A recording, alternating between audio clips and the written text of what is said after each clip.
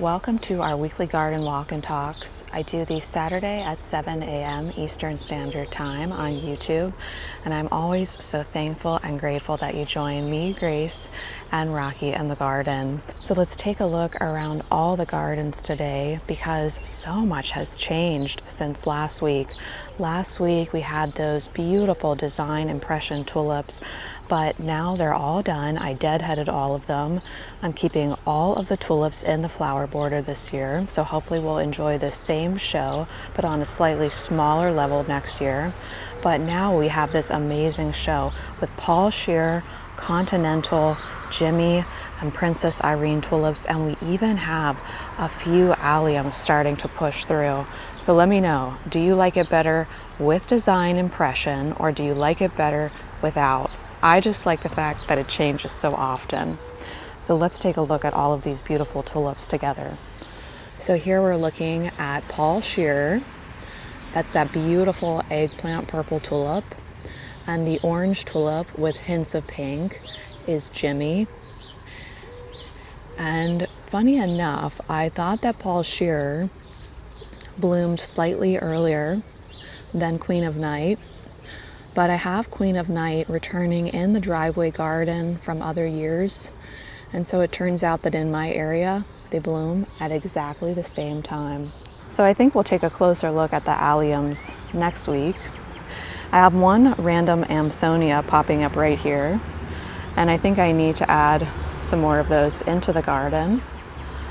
I picked a vase of snowball Viburnum last night and I just love the way that looks. I'm going to walk through the flower garden right now to show you the entrance.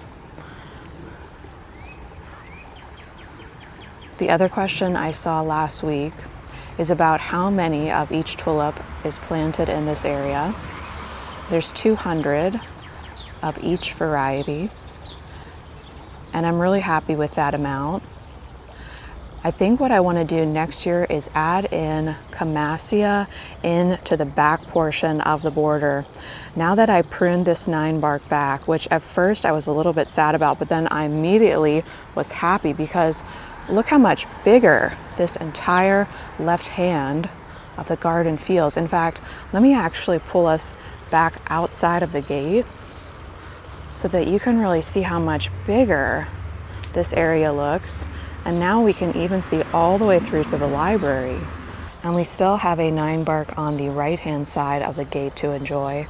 So even though I had to cut back that older 9-bark this year and let it recuperate, we'll still be able to enjoy some 9-bark flowers right here next to where I'm standing. But oh man, I just love this color palette right now.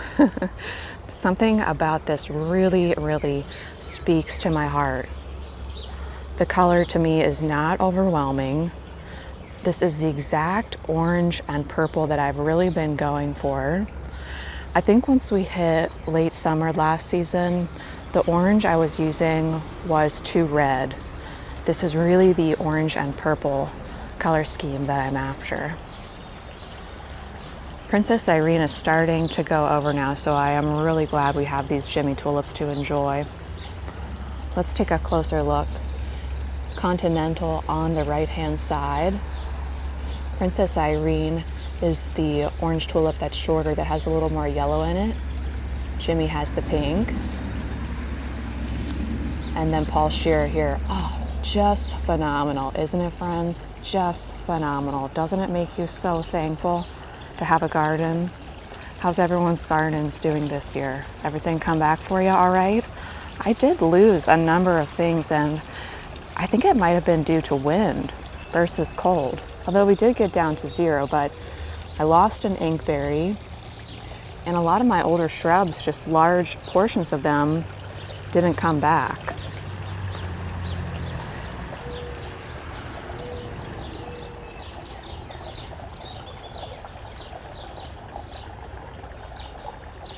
I'm still contemplating removing these 4 winterberry hollies that I have at the back of the garage. I think I might actually pull those out and replace them with dahlias. Last year they didn't get any berries, and one of you mentioned that you thought it might be because we had a drought last year. So I don't know. I don't think they provide enough flower power in the main flower walk. It might be time to do something else.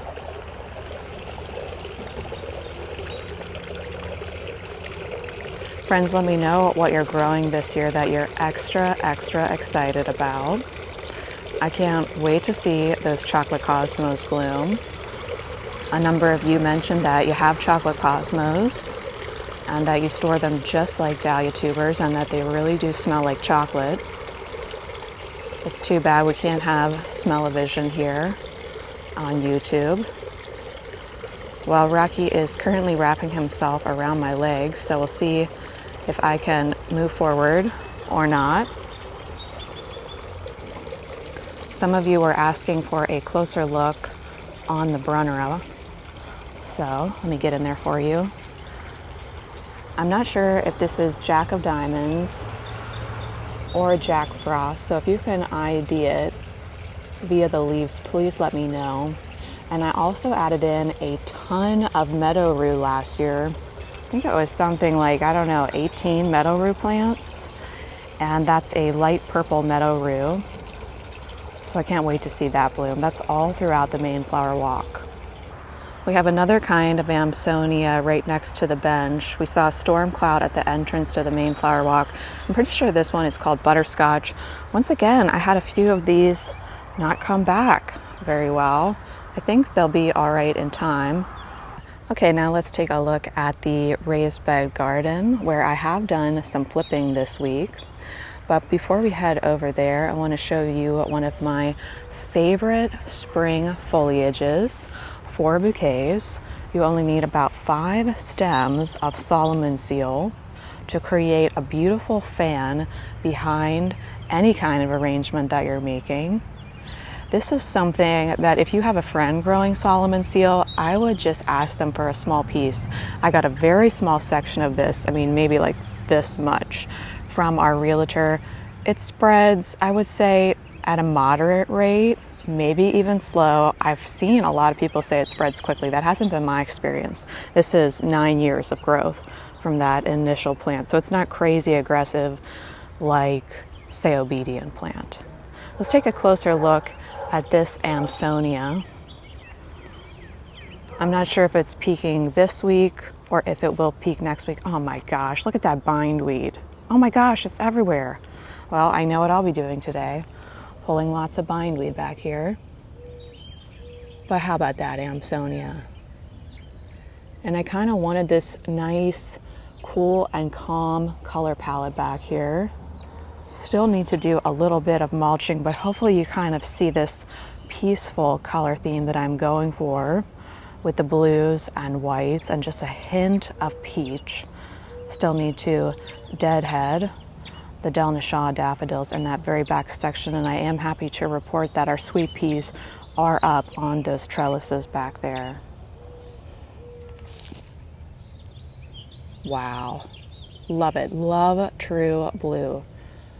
Can we all petition the plant brands to stop calling purple flowers blue and to just call blue flowers blue? This bed, which by the way, let me show you the fall sown sweet peas. Look how much growth on that fall sown sweet pea versus, oh wait, that one was fall too, versus a spring sown sweet pea. And you know what? I think a squirrel stole one from there.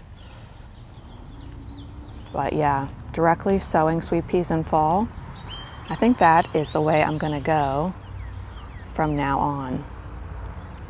So if I just back us up slowly, the bed that I'm standing next to, which is still one of these shorter beds, is filled up with Celeb 2 metallic blue lisianthus and Roseanne lisianthus, which is a brown lizzie.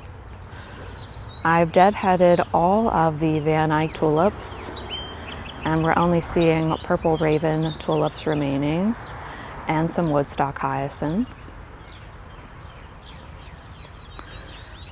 This bed, where I have a mixture of daffodils, I've got Pueblo and a peach mix and Cragford.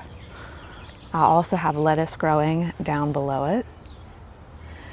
and it's interplanted with my Sherry and Grace dahlia collection, and we'll be collecting seed from that together. So this bed will be quite tall by the end of the growing season. We might even have to get a ladder out in order to harvest the seed. But I cannot tell you, friends, if you are building a raised bed garden, please do yourself a big favor and make them double stacked. This has been a game changer. When I planted the lisianthus in that short bed, which was just yesterday and the day prior, I couldn't believe the difference on my body, being able to stand up versus having to constantly squat down and move around the bed. Wait till you see the sun disk daffodils in the Muscari River. I'm so happy I added in 2 different daffodils to the river, because then we get multiple shows. Anyway, we'll go over there in a second. This is where we had the lingerie daffodils, and those are all gone now. The bulbs are still in the bed, but the flowers have all been harvested. Now we're looking at corsage lilies. This bed of avalanche and Bella Estrella daffodils is underplanted and interplanted with stalk. That's a brown stalk, and you can't see them right now, but we also have 6 large dahlia tubers planted in the front section of this bed. So down here we have sun disk daffodil. So within the Muscari River, we had minnow blooming first, then Valerie Finis Muscari, and now sun disk. We have 2 reblooming lilacs that are in flower now.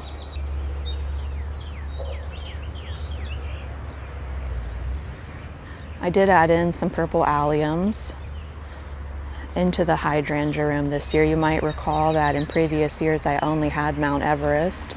I did want to kind of bring them around the main flower walk and into this garden room to somewhat connect them, but still keep them relatively separate. Now, what is Rocky getting around to this morning? Who knows?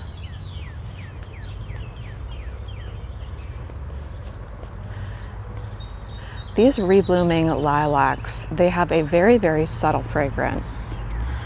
But if you buy one of these and you think it's going to smell like those old-fashioned lilacs that we all grew up with, it's really not quite like that at all.